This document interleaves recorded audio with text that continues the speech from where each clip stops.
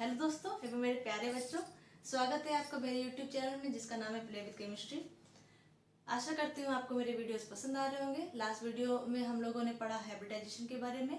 आज की इस वीडियो में हम पढ़ेंगे पैरामैग्नेटिक और डायमैग्नेटिक करेक्टर बारे में, कि हम कैसे पता लगाएं कि कोई किस में पैरामैग्नेटिक करेक्टर है, किस में डायमैग्नेटिक करेक्टर है। साथ ही वीडियो का एंड तक देखिएगा, क्योंकि आज भी आपको मिलने वाली है वेस्पर थ्योरी की शॉर्ट ट्रिक। कि वेस्पर थ्योरी में किसी का अगर हाइब्रिडाइजेशन हमको ये पता है कि इसका हाइब्रिडाइजेशन ये है या उसका संकरण ये है, तो उसका शेप क्या होगा, ये हम आज की शॉर्ट ट्रिक में जानेंगे। तो बिल्कुल देखिएगा, तो वीडियो को बिल्कुल स्किप मत कीजिएगा, वीडियो को बिल्कुल एंड तक देखिएगा। आइए स्टार्ट करते हैं डायमैग्नेटिक और पैरामैग्नेटिक के बारे में। ठीक, इसमें भी थोड़ी सी शॉर्ट ट्रिक है।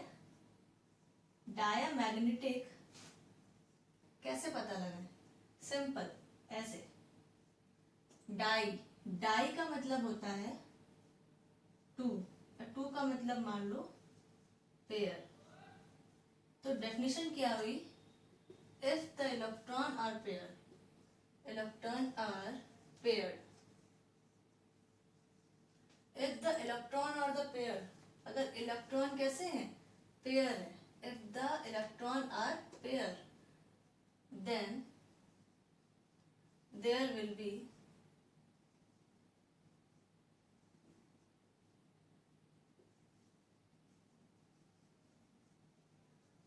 diamagnetic character।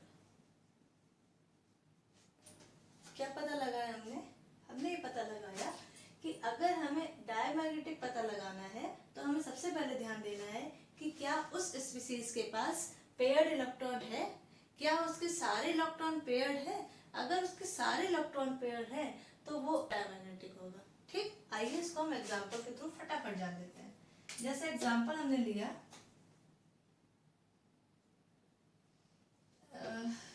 यहाँ पे लेते हैं। चलिए एग्जांपल्स हमने लिए, जैसे कि हमने लिया, चलिए इसको हम लोग, जैसे सोडियम में पता है सोडियम 11 होता है, तो 1s2, 2s2, 2p6 and 3s1। Electron count करते हैं, 2 2 4, 6 4 10 और 1 11, 11 हो गया।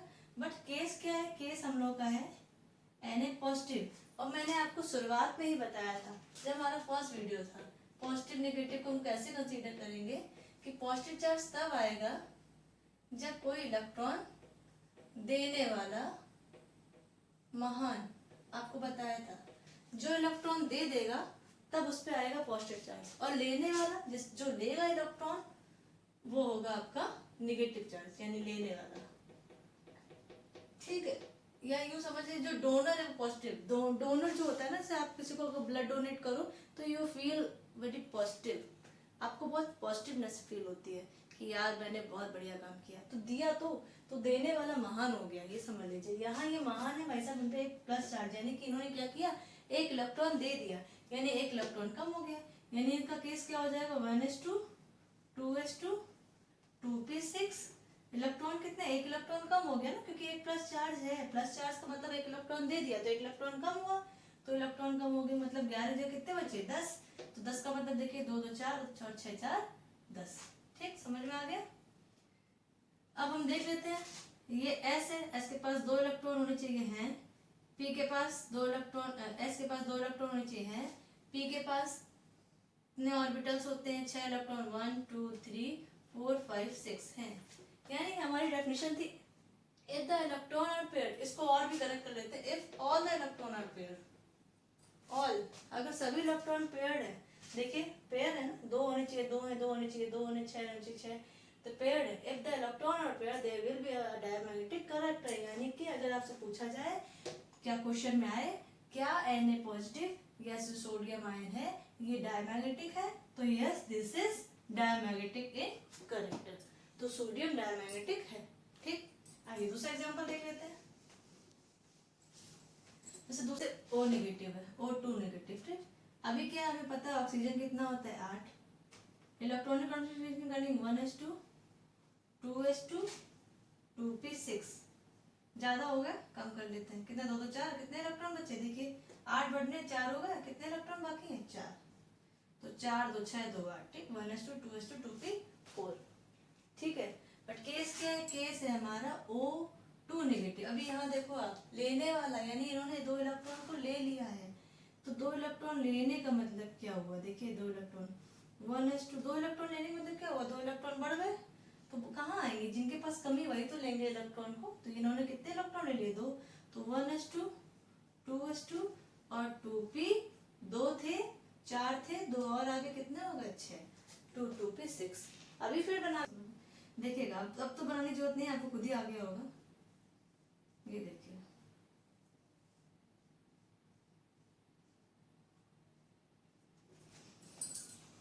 ठीक, क्लियर हो गया। If the electron are paired. एक लास्ट एग्जांपल और देख लेते हैं। लास्ट एग्जांपल हमारा है F1 माइनस, ठीक, फ्लोरीन देखना है, फ्लोरीन आप ये आप फटाफट खुद करिए, फ्लोरीन 9, तो 1s2 2s2 और 2p, कितने बच्चे देख लीजिए, 5, ठीक है, 4 5 2 7 2 9। But in case of F negative charge, F ion, यानी कि एक इलेक्ट्रॉन इसने ले लिया, यानी एक इलेक्ट्रॉन क्या हो गया, प्लस हो गया, तो एक इलेक्ट्रॉन यही तो आएगा, तो F माइनस का मतलब हो गया 1s2 2s2 2p, एक इलेक्ट्रॉन आ गया 6। अभी again electron are paired, all the electron are paired. If all the electron are paired, then there will be diamagnetic character. Clear? ठीक है, अब आपके यहाँ पे मैंने उसको समराइज कर दिया है, आप चाहे तो स्क्रीनशॉट लेके इसको सेव कर सकते हैं कि हमने क्या पढ़ा, कि if the electron are paired, या अगर जैसे कि Na1+ चार्ज और 10 मतलब Na+ यानी कि सोडियम 11 होता है, 11 में एक पॉजिटिव चार्ज आ गया, यानी कि एक इलेक्ट्रॉन उसने दे दिया यानी कि एक इलेक्ट्रॉन कम हो गए, 11 से 10 हो गए, और ये उसका कॉन्फ़िगरेशन हो गया, न्यू कॉन्फ़िगरेशन किसका, यानी पॉजिटिव का। मैग्नीशियम हो गया, मैग्नीशियम 12 होता है, दो इलेक्ट्रॉन से दे दिए, तो 12 - 2 = 10, और ये इसका इलेक्ट्रॉनिक कॉन्फ़िगरेशन हो गया, सेम है जैसे आप देख सकते हैं।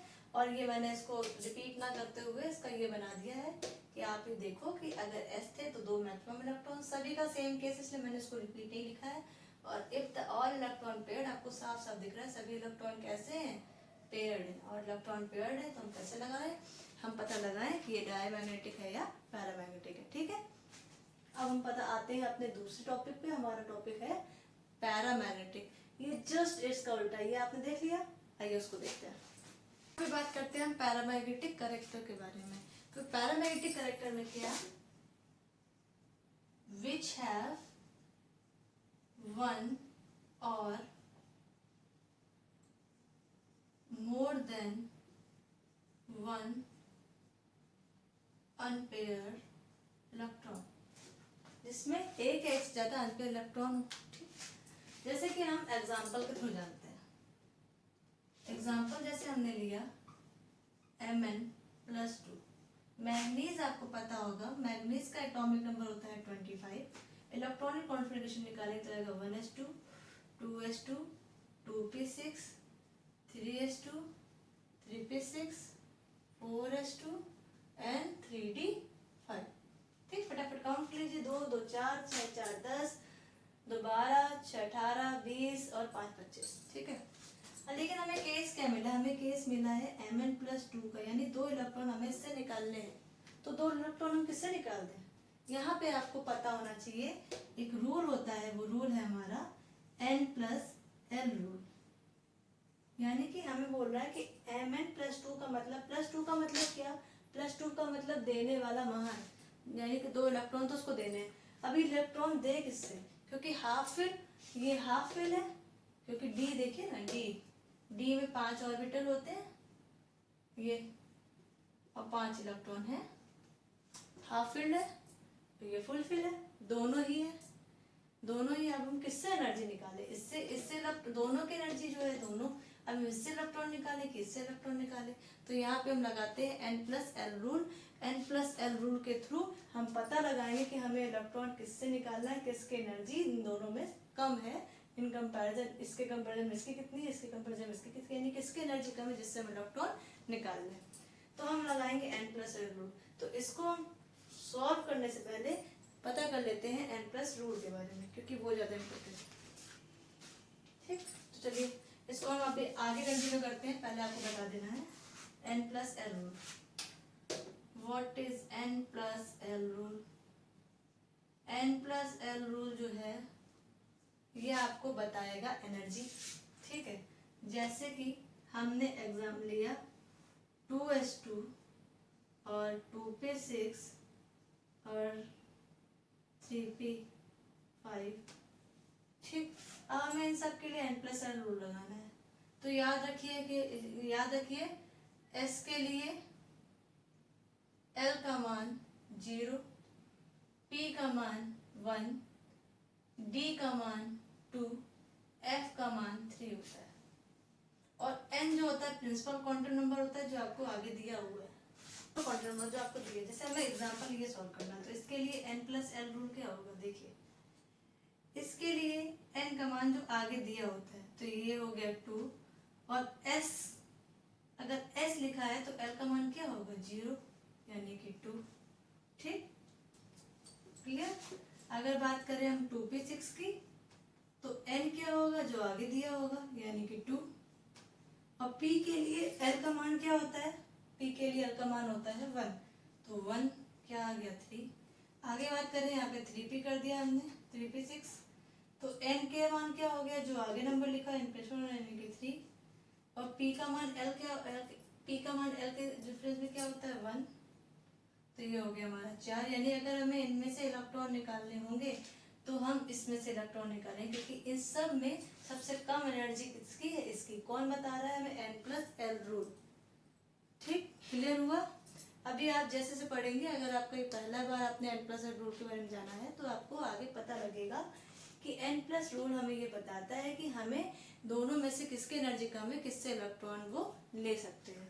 जैसे कि अगर 2s2 के लिए हम निकालेंगे, तो N+L के अकॉर्डिंग N का मान होगा, जो आगे लिखा होता है 2, L का मान क्या होता है, S के डिफरेंस में L का मान होता है 0, देखिए दिया हुआ मैंने, यानी हो गया टोटल 2, 2p6 में क्या होगा, 2, आगे जो प्रिंसिपल क्वांटम नंबर लगा हुआ है, P का मान L के डिफरेंस में क्या होता है, 1, 3, और ये, ठीक। अभी इस अप्लाई करेंगे तो आपने रफली पढ़ लिया, जो हमने देख लीजिए आप ध्यान से, अभी हम लोग आगे पढ़ते रहेंगे बार बार। इसको लिखा कर देते हैं आपके लिए। जैसे हमें बात करनी है, हम पढ़ रहे थे पैरामैग्नेटिक के बारे में, कि बीच है 1 और more than 1 electron, unpair electron है। अब पहले हमने बोला if the electron are paired then there will be diamagnetic character. If now हम क्या पढ़ रहे हैं पैरामैग्नेटिक बारे में, कि पैरामैग्नेटिक कैरेक्टर यहाँ अगर विच है 1 और मोर देन 1 अनपेयर इलेक्ट्रॉन, तो there will be a paramagnetic character, या वहां पे अनुचुंबकी होगा। इसको बोलते हैं हिंदी में हम अनुचुंबकीय, ठीक। अब हम आते हैं अपने इस टॉपिक में। जैसे हमें Mn मिला है, तो Mn होता है 25, इलेक्ट्रॉनिक कॉन्फिगरेशन निकालेंगे तो होगा 1s2, 2s2, 2p6, 3s2, 3p6, 4s2 और 3d5, ठीक। अब हमें क्या करना है, हमें इलेक्ट्रॉनिक कॉन्फ़िगरेशन किसका निकालना है, Mn+2 का, यानी कि उसने क्या करना है, 2 इलेक्ट्रॉन दे देने हैं, और 2 इलेक्ट्रॉन देने का मतलब 2 इलेक्ट्रॉनों की कमी आ जानी है। तो हम वो इलेक्ट्रॉन किससे निकालें, इससे निकालें कि इससे निकालें, तो यहाँ हमारा काम करेगा N+L रूल। N का मतलब जो आगे लिखा है, L के लिए S के लिए L का मान क्या होगा, 0, तो ये आ गया हमारा 4, और इसमें बात करते हैं N का मान क्या है, जो आगे लिखा है 3, D का मान L के डिफरेंस में क्या है 2, तो ये आ गया हमारा 5। किसकी एनर्जी कम है, इसकी एनर्जी कम है, तो कितने इलेक्ट्रॉन निकालने हैं हमें, 2, तो हम यहाँ से इलेक्ट्रॉन निकाल देंगे। तो नया कॉन्फ़िगरेशन क्या लिखेंगे, हम इसका नया कॉन्फ़िगरेशन लिखेंगे Mn+2 का,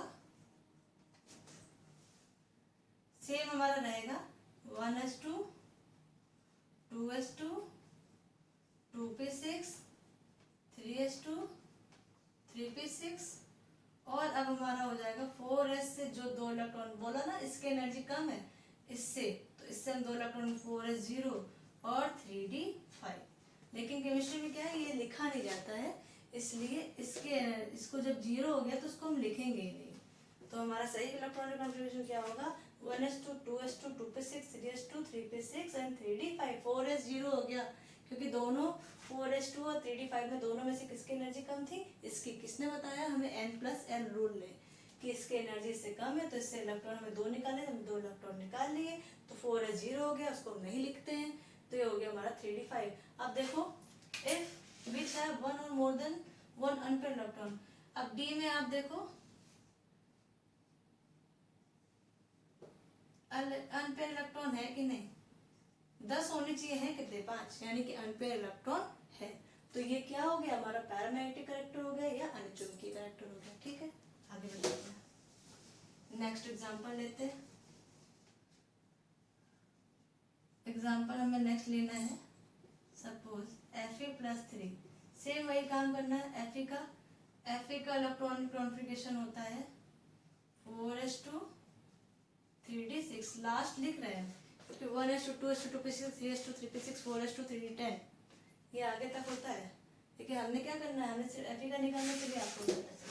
तो इलेक्ट्रॉनिक कॉन्फ़िगरेशन क्या होगा 1s2 2s2 2p6 3s2 3p6 4s2 and 3d6। देख लीजिए 2 2 4 6 4 10 10 ये रहे और 10 10 20 और 6 26। ठीक, Fe क्योंकि 26 होता है। लेकिन हमें क्या निकालना है Fe+3, यानी अब की बार क्या करना है 3 इलेक्ट्रॉन कम करने हैं। तो हम कहाँ से करेंगे, देखिए n+l रूल लगाए, यहाँ पे n+l इधर लगा लेते हैं, n+l रूल लगाया तो ये हो गया हमारा 0 और ये हमारा हो गया s का वैल्यू क्या होता है, ये हमारा हो गया 4 और s की वैल्यू क्या है, यहाँ पे आ गया हमारा 4। ठीक है, इधर लिख लेते हैं, यहाँ पे हम क्या करते हैं n+l रूल लगा लेते हैं। n+l रूल जब लगाएंगे तो ये हमारा हो गया n+l के अकॉर्डिंग 4 और ये हो गया 0 यानी कि 4। इसमें लगाते हैं तो ये 3 और d की वैल्यू क्या है 2 यानी कि 5।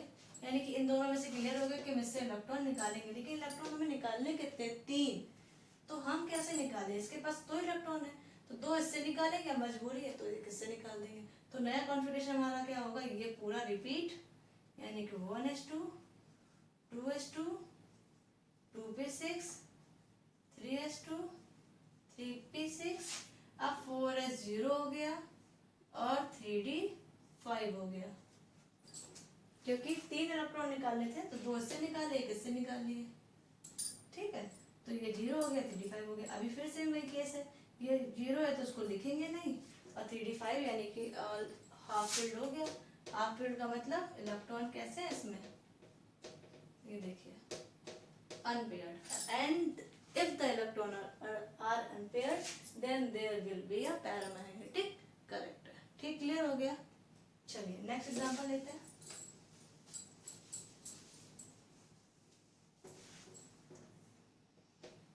नेक्स्ट एग्जांपल है हमारा कोबाल्ट। कोबाल्ट होता है 27। ठीक, यानी हमें निकालना है CO+2 का। तो CO का निकालेंगे हम, CO हमारा हो गया 27, तो 1s2 2s2 2p6 3s2 3p6 4s2 and 3d7। ठीक, तो देखिए 1s2 2s2 2p6 3s2 3p6 4s2 3d7, यानी हमें कोबाल्ट बट कोबाल्ट क्या है +2 केस है, तो +2 में कुछ करना ही नहीं है। +2 का मतलब 2 इलेक्ट्रॉन कम करने हैं। यहाँ पे हम लगा देंगे n+l रूल, इसका हो जाएगा 4, s की वैल्यू होती है 0, ये आ गया 4। यहाँ पे लगाएंगे n का मतलब जो आगे लिखा है प्रिंसिपल क्वांटम नंबर होता है वो, और d की वैल्यू क्या है 2, यहाँ हो गया 5। इन दोनों में से क्लियर हो गया कि एनर्जी इसकी कम है, यानी कि इलेक्ट्रॉन हम इससे निकालेंगे। इलेक्ट्रॉन में निकालने कितने 0, तो ये इलेक्ट्रॉन निकाल दो, ये 4s0 कर दो। ठीक, तो CO+2 का इलेक्ट्रॉनिक कॉन्फ़िगरेशन क्या हुआ 1s2 2s2 2p6 3s2 3p6 3d7, और ये अब 0 हो गया तो उसको यहाँ से हटा देंगे। क्लियर। अभी यहाँ पे देखो D बना लेते हैं। D में देखते हैं, D में 5 ऑर्बिटल होते हैं, 1 2 3 4 5 1 2 3 4 5 6 7, 3 अनपेयर इलेक्ट्रॉन है, यानी कि क्या है पैरामैग्नेटिक करैक्टर। क्लियर हो गया आपको। चलिए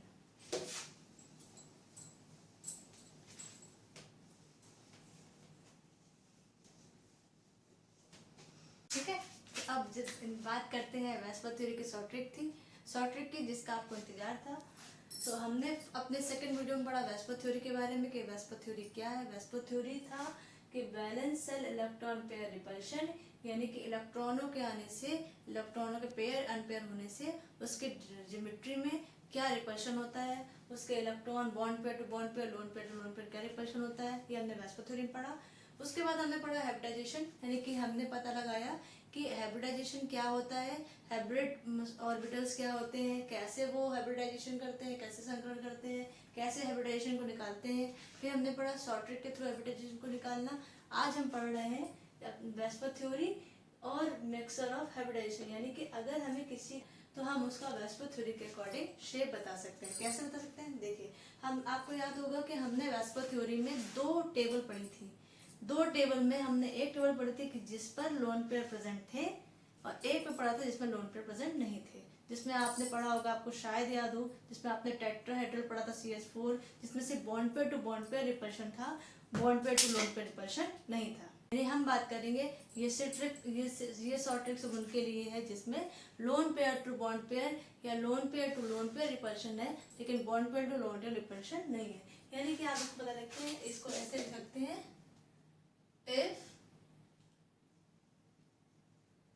lone pair are present, उनके लिए जिसमें लोन पेयर प्रेजेंट था, जैसे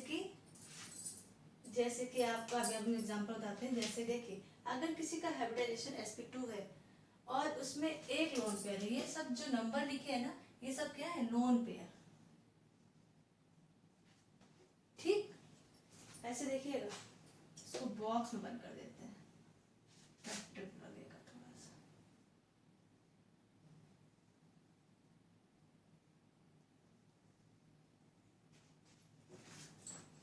तो ये है, ठीक, अच्छे से समझिएगा। अगर किसी का हाइब्रिडाइजेशन sp2 है और उसके शेप आपने जब उसका लूज स्ट्रक्चर बनाया और उसमें लोन पेयर कितना है, 1, ये जो हमारा लिखा है, ये हमारा लिखा है हाइब्रिडाइजेशन, ठीक, जो बॉक्स में, और ये जो हमारा सर्कल में लिखा हुआ है, ये 2 आएगा यहाँ पे और यहाँ पे 3 आएगा। ये हमारे लोन पेयर लिखे हैं, ठीक। अगर किसी का हाइब्रिडाइजेशन sp2 है, ध्यान से सुनिएगा, वेस्पर थ्योरी के अकॉर्डिंग अगर किसी का हाइब्रिडाइजेशन sp2 है और उसमें एक लोन पेयर है, तो उसका शेप बेंड शेप होगा, ठीक है। अब वेस्पर थ्योरी के अकॉर्डिंग अगर किसी का हाइब्रिडाइजेशन sp3 है और उसमें एक लोन पेयर है, तो उसका शेप क्या होगा, पिरामिडल होगा। वेस्पर थ्योरी के अकॉर्डिंग अगर किसी का हाइब्रिडाइजेशन sp3 है और उसमें लोन पेयर कितने हैं, लोन पेयर 2 हैं, तो उसका शेप वी शेप होगा, ठीक। सेम अब की बार हाइब्रिडाइजेशन क्या है, sp3d है, एक लोन पेयर है तो शेप सी शेप होगा, 2 लोन पेयर है तो टी शेप होगा, 3 लोन पेयर है तो लीनियर होगा, रेखीय होगा। सेम अगर sp3d किसी का हाइब्रिडाइजेशन है और उसमें लोन पेयर हमारे 1 है, तो शेप हमारा स्क्वायर पिरामिडल होगा, और लोन पेयर हमारे 2 है तो स्क्वायर प्लेनर होगा, ठीक है। आइए एक को हम एग्जांपल के थ्रू समझ ले, ताकि आपको लगे कि यार पता नहीं मैम क्या समझा रही है। जैसे कि हमने एग्जांपल लिया, आपने बहुत कॉमन एग्जांपल लेना आपके लिए लेते हैं NH3, इसको हम लोगों ने बहुत ज्यादा पढ़ा है, याद है आपको। चलिए फटाफट शेप बना लेते हैं। नाइट्रोजन के बैलेंस इलेक्ट्रॉन 1 2 3 और लोन पेयर, ये हाइड्रोजन बन गया, NH3 बन गया, ठीक, जो हमने पढ़ा था। एग्जांपल हमने लिया NH3, ये। अब देखो, पहले तो इसका हाइब्रिडाइजेशन निकालते हैं, 1 2 3, हाइब्रिडाइजेशन क्या होगा, हाइब्रिडाइजेशन हमने पढ़ा था Bp plus Lp, bond pair कितने हैं, 3, और लोन पेयर कितने हैं, 1, तो 4 आ गया। 4 का मतलब हाइब्रिडाइजेशन क्या हो गया, sp3। क्लियर हुआ आपको। जैसे हमने आपको एग्जांपल लिया NH3 का, NH3 में हमने आपके लिए शेप बना दिया। हाइब्रिडाइजेशन हमने आपको अपना सेकंड थर्ड वीडियो जो है, आपका लिंक हम डिस्क्रिप्शन बॉक्स में दे देंगे, आप वहां से देख लीजिएगा। हाइब्रिडाइजेशन मैंने वहाँ पे आपको निकालना सिखाया था। तो इसका जो मैंने लूज स्ट्रक्चर बनाया, तो हाइब्रिडाइजेशन निकालते हैं bond pair plus lone pair. तो बॉन्ड पेयर हमारे कितने हैं, 3, लोन पेयर हमारे कितने हैं, 1, 3 और 1 4, 4 का मतलब sp3। अब आते हैं हम इस टेबल पे। टेबल हमारी है short trick of VSEPR theory. VSEPR theory के अकॉर्डिंग अगर किसी का हाइब्रिडाइजेशन sp3 है, यहाँ बात कर रहे हैं वेस्पर थ्योरी के अकॉर्डिंग अगर किसी का हाइब्रिडाइजेशन sp3 है, क्लियर, और उस पर लोन पेयर कितने हैं 1, लोन पेयर कितने हैं 1, तो इसका शेप कितना क्या होगा, इसका शेप पिरामिडल होगा, इसका शेप पिरामिडल होगा, यानी इसका शेप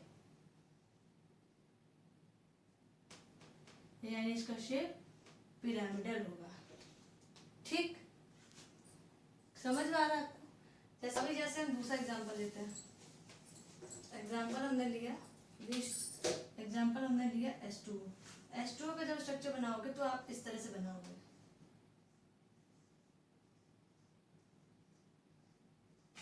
ठीक। इसका हाइब्रिडेशन निकालेंगे तो बॉन्ड पेयर हो गए 2, 1 2, लोन पेयर हो गए 1 2, यानी आया 4, 4 का मतलब sp3। अगेन कहानी आती है यही घूमकर, क्या कि वेस्पर थ्योरी के अकॉर्डिंग अगर किसी का हाइब्रिडेशन sp3 होगा और उस पर कितने लोन पेयर होंगे, लोन पेयर कितने 1 2, यानी कि बात हो रही है इसकी, अगर लोन पेयर है 2 तो शेप क्या होगा वी शेप। तो वाटर का शेप क्या होता है, वाटर का शेप होता है इस तरह से वी, दिख रहा है आपको कुछ वी, समझ में आया? अब शॉर्ट ट्रिक क्या है, शॉर्ट ट्रिक ये है कि इसको आप याद कैसे करो, पहले तो समझो, पहले आप मेरी वेस्पर थ्योरी वाली जो वीडियो है वो देखिए, उसके बाद फिर आप सेकंड वीडियो देखिए हाइब्रिडाइजेशन क्या है, उसके बाद फिर थर्ड वीडियो देखिए, ये आपकी जो थर्ड वीडियो आएगी उसमें आप पढ़ोगे कि हाइब्रिडाइजेशन अगर किसी का पता है तो आप वेस्पर थ्योरी के अकॉर्डिंग उसका शेप क्या होगा, तो इसकी शॉर्ट ट्रिक आप इसको याद करोगे। जैसे हमने आपको एग्जाम्पल बता दिया, जैसे यहाँ पे एग्जाम्पल हमारा है NH3 पे लोन पेयर कितने हैं, लोन पेयर है हमारे 1, यानी 1 के लिए शेप उसका हो गया पिरामिडल। और अगर वो यहाँ पे एग्जांपल हमने लिया वाटर पे लोन पेयर कितने हैं 2, यानी अगर किसी का हाइब्रिडाइजेशन sp3 है तो वेस्पर थ्योरी के अकॉर्डिंग उस पे अगर 2 लोन पेयर है तो उसका शेप होगा वेंट शेप, ऐसे समझिए। थ्योरी के अकॉर्डिंग अगर किसी का हाइब्रिडाइजेशन sp2 है और उस पे 1 लोन पेयर है तो उसका शेप होगा वेंट शेप। सेम अगर किसी का हाइब्रिडेशन sp3d है और इस पे एक लोन पेयर है तो उसका शेप होगा शी शेप, 2 लोन पेयर है तो टी शेप, 3 लोन पेयर है तो लीनियर। सेम अगर वेस्पर थ्योरी के अकॉर्डिंग किसका हाइब्रिडाइजेशन sp3d2 होगा और उस पर एक लोन पेयर होगा, ये लोन पेयर है, तो उसका शेप होगा स्क्वायर पिरामिडल। अगर किसी के पास 2 लोन पेयर होंगे तो उसका शेप होगा स्क्वायर प्लेनर, वर्ग समतलीय। ठीक है, अब इसमें शॉर्ट ट्रिक है, अब इसको याद कैसे करो, ऐसे याद करोगे, बहादुर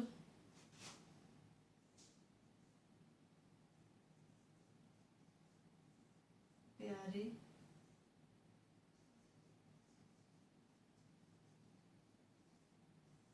बजाओ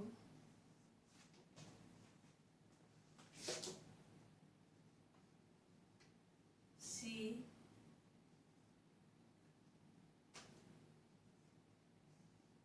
टी लंबी।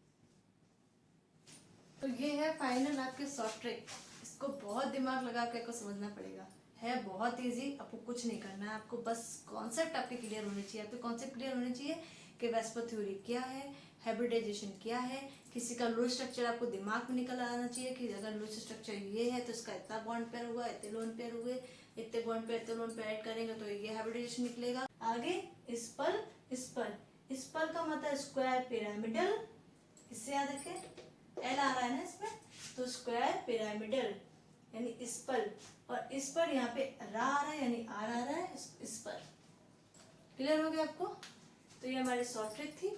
आपके टेबल बहुत इजी है, इसमें कुछ नहीं करना है, आपको बस अपने कॉन्सेप्ट क्लियर करने हैं, वास्पु थ्योरी क्लियर करना है, आपको अपने हैबिटेशन क्लियर करना है और ये टेबल पे आना है। याद है कि ये टेबल सिर्फ उसके लिए जिसमें लोन पेयर प्रेजेंट थे, यानी जिसमें bond pair lone pair repulsion था, या जिसमें लोन पेयर रिपल्शन था, ये टेबल उसके लिए है। क्या बहादुर प्यारे बजाओ सीटी लंबी, इस पर। तो ये थी आपकी शॉर्ट ट्रिक। कुछ नहीं करना है, आपको वास्पु थ्योरी का कॉन्सेप्ट क्लियर होना चाहिए, हैबिटेशन क्लियर होना चाहिए, और जब आपको वो क्लियर हो जाएगा तब आपको ये टेबल आराम से समझ में आ जाएगी। लिंक मैं आपको डिस्क्रिप्शन बॉक्स में दे दूंगी दोनों ही वीडियो का, जिसमें एक में वास्पु थ्योरी पढ़ाया है मैंने और एक में आपको हैबिटेशन की शॉर्ट ट्रिक बताया है। उन दो वीडियो को देखिए, कॉन्सेप्ट क्लियर करिए, तब आइए अपने इस वीडियो पे। इस वीडियो को आपको ध्यान से देखेंगे तो आपको बहुत क्लियर लगेगा, सारे कॉन्सेप्ट एकदम क्लियर है कि बहादुर प्यारे बजाओ सीटी, सी शेप टी शेप लीनियर, ये आपको दिखने लगेगा। कब? जब आप फील करोगे, जब आप पढ़ोगे बहुत ध्यान से। तो चलिए आज की वीडियो में इतना ही। नेक्स्ट वीडियो मिलते हैं नेक्स्ट टॉपिक के साथ, एक नई शॉर्ट ट्रिक के साथ। तब तक खुश रहिए, आबाद रहिए। अगर वीडियो पसंद आए तो लाइक कीजिए और अपने दोस्तों के साथ जरूर शेयर करिए, और वहां तक जरूर पहुंचाइए जो कोचिंग अफोर्ड नहीं कर सकते। धन्यवाद।